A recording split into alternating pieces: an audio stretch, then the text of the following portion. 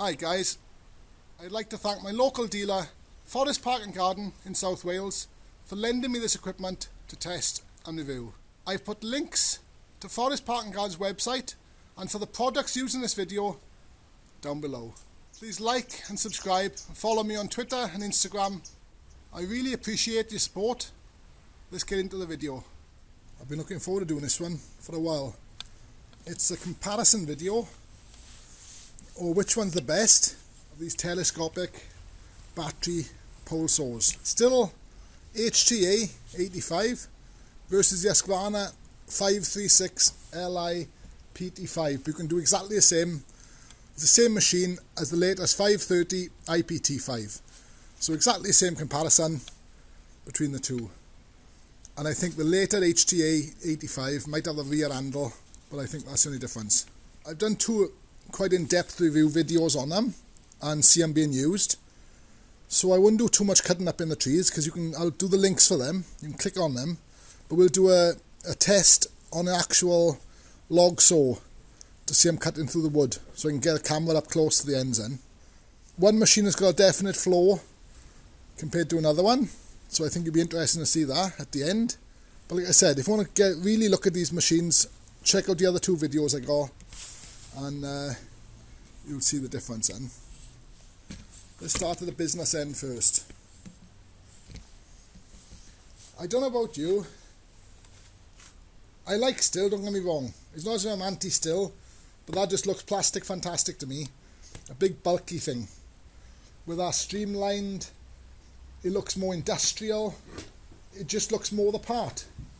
Why they've gone for this big, ugly looking case on the end here. As I said in the previous video for this, plastic fantastic. Slightly bigger bar on the Stihl. And it's got a super small micro quarter-inch chain, the PM3. We're on the Husqvarna. It's got a bigger quarter. It's still a small pitch quarter, but it's bigger than the micro one. So it's got a very fine, precise cut on the Stihl. That's one thing I'd say. We'll do a bit of a comparison through the same piece, and I'll try to do a time on it. So my biggest concern is the size of this head, and so plastic fantastic-y. That's the only concern I have there. Where on the Husqvarna, obviously, is a lot more neater, sleeker, just looks more industrial look. The Stihl has got a captive nut and the side tensioner, where Husqvarna hasn't. It's got a front tensioner, chain tensioner, and is not a captive nut. You can see the oil maybe a bit easier in the Stihl, where, because that's a used machine, because it's more of a used machine, it's leaking a bit there, because it's more of a used machine, a demo machine, it's gone a bit, the colour's gone out of the tank. So I think if that was a newer machine, and the oil is brand new, so you can't really see the oil as easy, to be honest with you, as in the Stihl. So that's one thing there. But there's a major problem with one of these heads, which we'll come to. They both got flippy up caps, which very similar in the way they work. So no problem. Oh, that's just half a turning out. Where the Husqvarna, you've got to wind it out, spin it out. No drama there. I do like this on the Stihl. Just a quick adjustment. So that's good on the Stihl there. But that's a bit more, you've got to grab it, twist it, and lock it back up. Adjust it back up. Works perfect on both of them. So no problem at all there. One thing I will say, which I was a bit concerned, should I say, about, was the thickness of the shaft. I like the thickness of the Stihl. I was a bit concerned, because sometimes you get these get caught up in the branches and come down with a bit of force. But it is a fair bit thicker, the Stihl one. Slide them back in. That's very easy on the Stihl. There. Where sometimes it can get a bit stiff on the Husqvarna. But still, nice system on both. The grips are very similar. Very, very similar on the both. No problem at all. Nice. A little bit longer grip, rubber grip on the Stihl. Basically the same size when they're all the way in on the closed position. But the Husqvarna has got a rear handle. But I have seen photos of the Stihl with a rear handle, so maybe that is a later option, or it is an option on them. So this come back past the handles now. Work our way back to the hooks. Well, I can see a major flaw straight away here. This is where a few of the problems are happening up here, as well as one major one down there. There's a few differences, yes, down there. But what I like with the Husqvarna over the Stihl, I'd say is a winner. That's not adjustable. That's stuck in that little position by there, the area by there. So you couldn't balance that out. With the Husqvarna, got a lovely big loop, which will be easy to click into and click out of.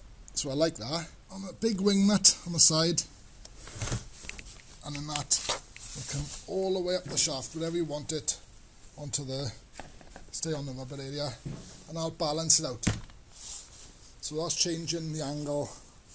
Say you was using like an elephant harness or something like that. That'd really help it out, that would. I know you could just put a little strap around it or something anyway on you, but it's like that you can adjust it.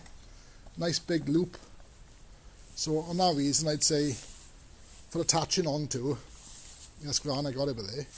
Presence levers, safety lever, that's got a lock there.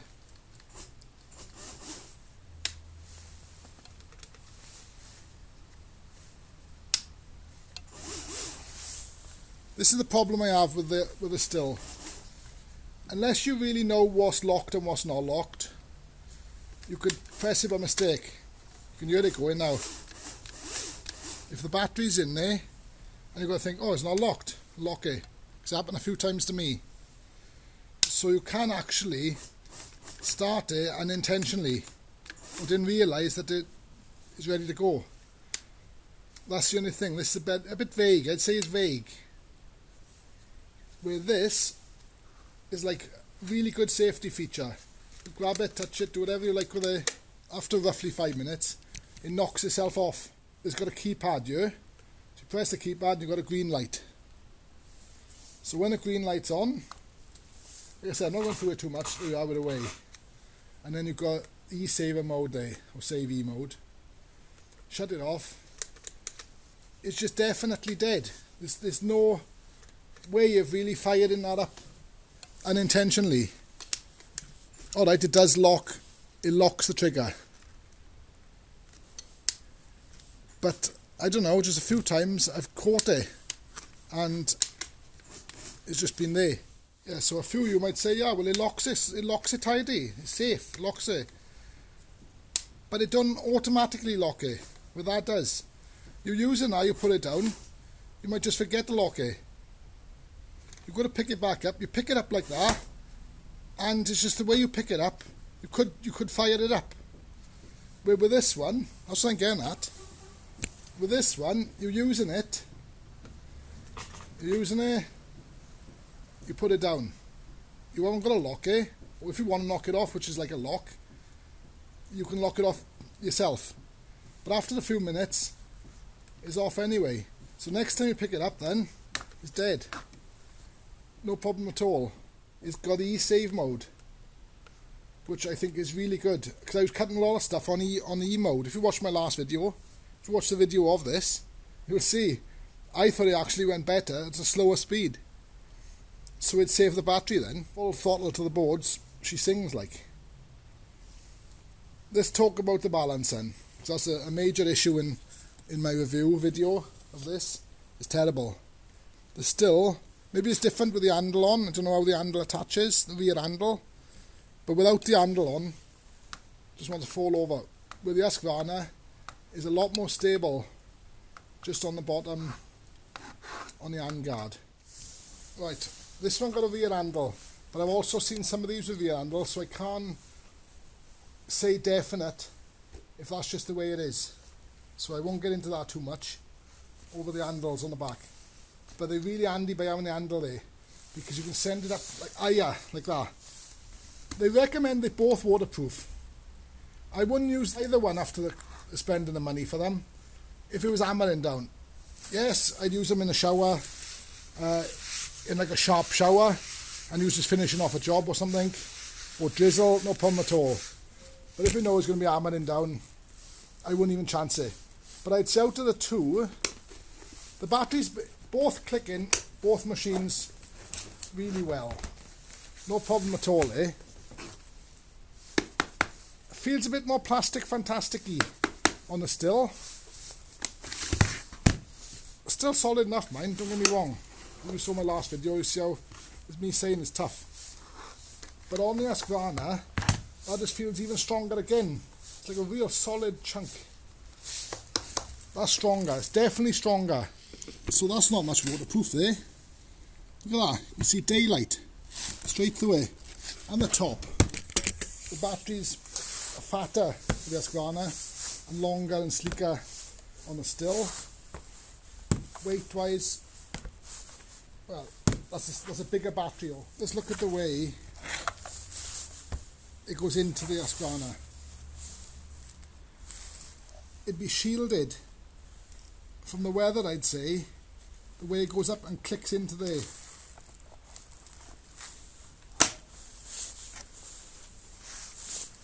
That's quite snug, I've got to be honest. A little bit protruding out on the right hand side of it, but nothing on the left. Nothing at all. Nice and flush. So, like I said, not much stuff is going to blow in there. Like I said, it's different if you're using it and it's torrential rain. I expect it to go in there, yeah, on both machines. Same again with the Stihl. Like I said, they must be waterproof to a certain degree, but I can see daylight. I can see daylight there. I can see daylight there, right in the corner there. So water could go in there. Around that seam there, you could get something coming in. Most probably you don't get me wrong. But the battery then slides in nice and snug in the back. So that's out the way there. But I just feel, because of the gaps through there, I'd rather be using that one if it was raining than this one. Let's press the buttons. Don't get me wrong, it's a cracking machine as well. Simple, press the buttons, see how much is in there. Both machines need a bit of a charge, that one. Does not like to stand up, this Stihl. Continuously falling over. But the Husqvarna is more happy standing on the handle. So don't get me wrong, a lot of people will say in the comments they use them in the rain, no problem at all. But that just feels more snug the way the connectors are worked out in there. The actual length of the machines are very similar. So the Stihl is a little bit longer, but then if you think about it, if you haven't got the rear handle on your Stihl, not knocking the Stihl, but if you haven't got the rear handle, you've got more reach with the Husqvarna with the rear handle. Both batteries fully charged.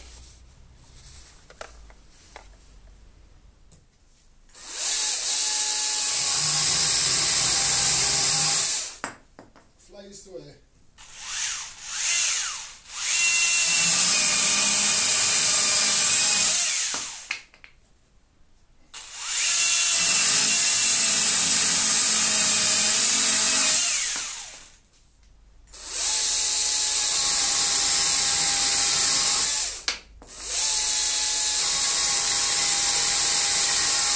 Well, I was very close, but you can see, I think the Stihl, you can see the Stihl was going through it faster then. To be fair, the Stihl just goes through it like butter. There's that little small chain, see?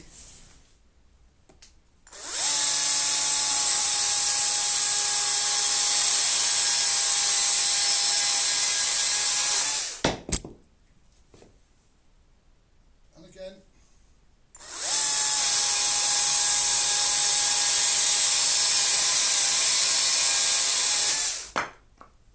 Husqvarna now on full power.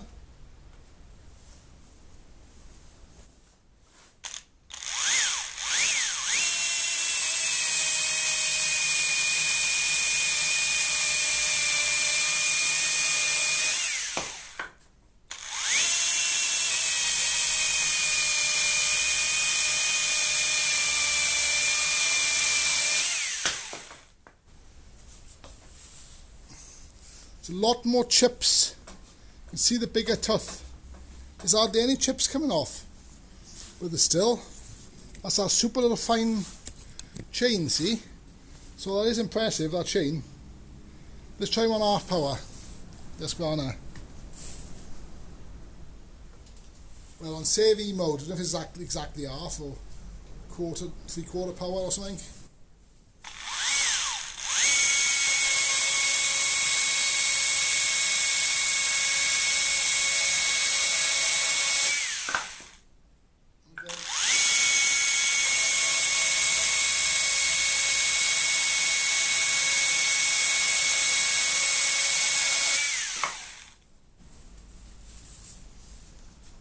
Hell of a lot more chips.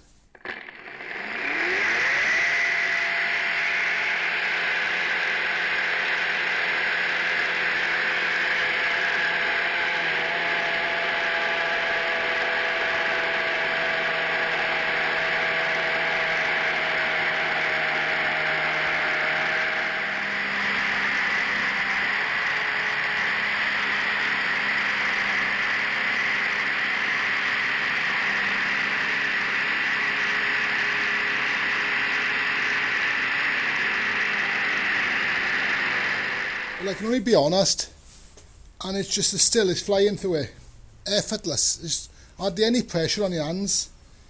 I noticed that when I was doing the videos. The bigger chain, I'm not saying a brand new chain would be different, but the chips are coming off quite nice, so I'd say it's sharp enough on the Husky. I don't think it's a sharpness issue, it's just taking off a lot bigger chunks. It's creating a lot of chip, as you can see, a lot of sawdust. But there's hardly anything coming off with the Stihl.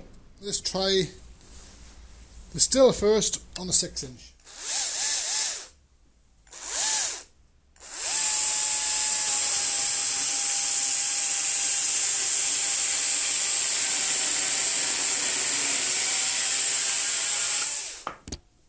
Again, biscuit number 2.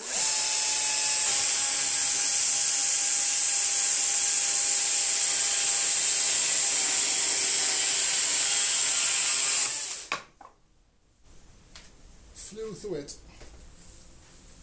No problems at all.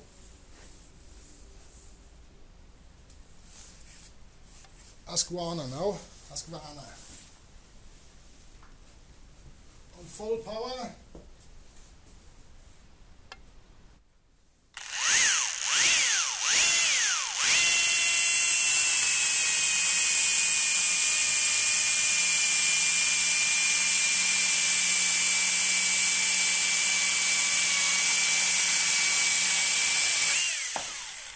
Again.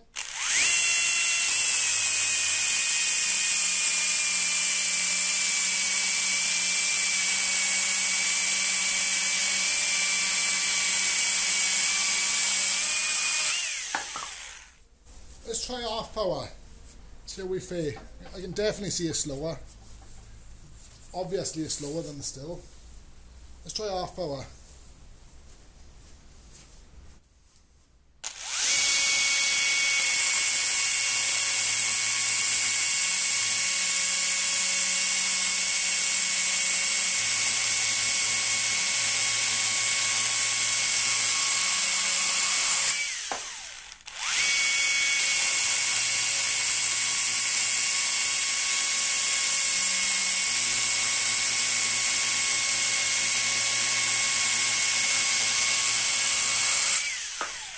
Once more, try the Stihl, see the difference.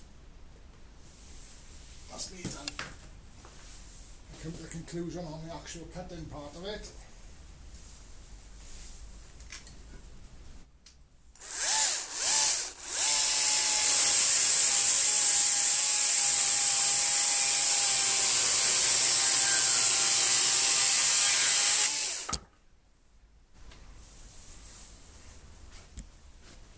what's my conclusion after that cutting test?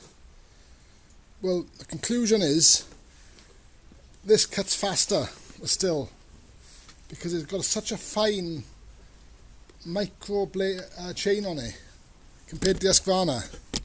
The Husqvarna is working harder to go through it. I wouldn't say it's blunt, because the way the chips were coming off. Which one do I think is better?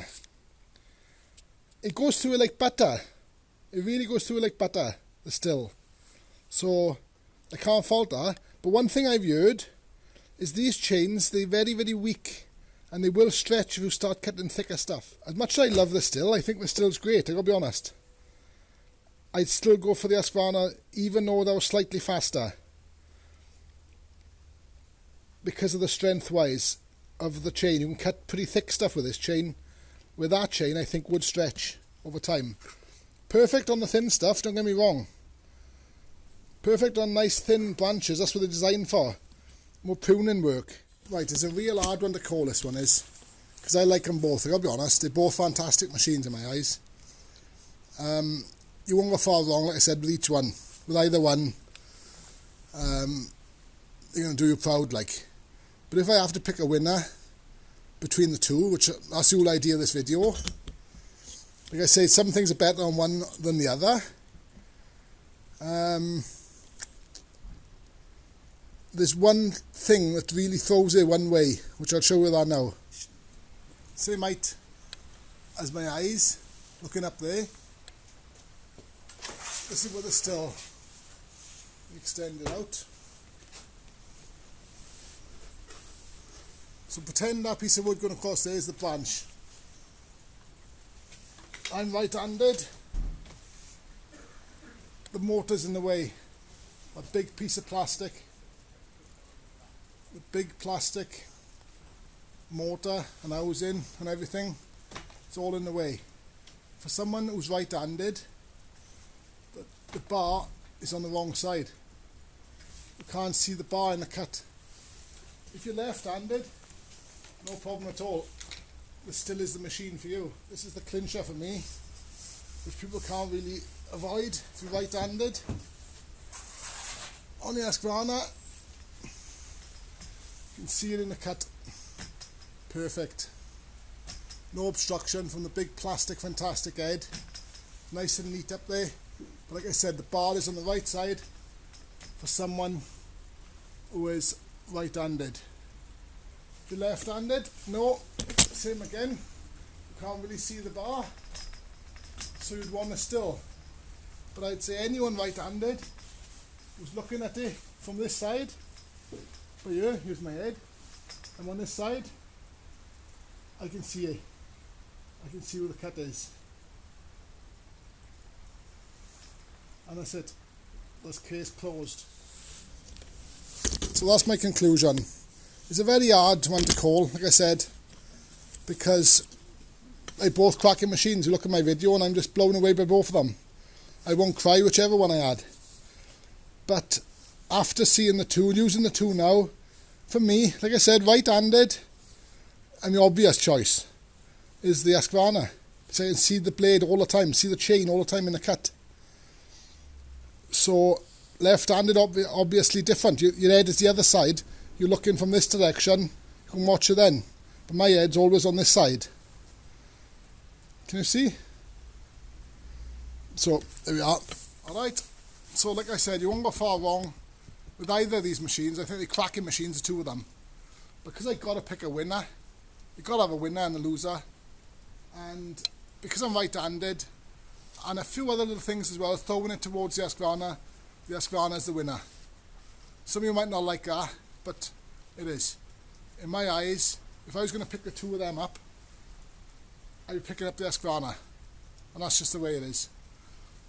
Don't get me wrong, I like the way the Stihl cuts. It's lovely and fine, like butter the way it goes through. But I can see that chain will be stretching a lot faster than the bigger chain on the Husqvarna. Well, there we are. Until the next one. There'll be more reviews and comparison videos against Stihl, Husqvarna, stuff like that to follow. So thanks for watching. Cheers.